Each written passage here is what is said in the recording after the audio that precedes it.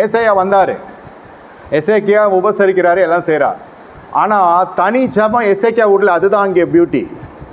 Caption is that Ezekiel never depended upon Isaiah's prayer, depended upon the revelation of Isaiah, the prophet. But he prayed for himself and he prayed by himself. Never dependent on another, never be dependent on somebody's prayer or proxy prayers. You please pray and deal your issues by yourself, but you can take the guidance or the revelation from a prophet. அவ்வளோதான். நல்லா புரிந்து கொள்ளுங்க. ஆவிக்குரிய இடைவெளி இதுதான் நான் சொன்னேன். ஐயா எங்களுக்காக ஜெபிங்க சொல்லலாம், தப்பு இல்லை. அது ஒரு ஸ்டேஜ். இங்கே தெரிஞ்சிடுச்சு விஷயம், மேட்டு தெரிஞ்சிடுச்சு. இனி நம்ம வழியில் அதை பார்க்கணும். எப்படி பார்க்கணும்? சர்வ வல்லவர் அவர் தான். அவர் இறக்கங்களுக்கு முடிவே இல்லை. இந்த மனுஷன் மன உத்தமாக வாழ்ந்து அதை எடுத்து சொல்கிறான், ஆண்டவரே நான் மன உத்தமாக வாழ்ந்தேன்.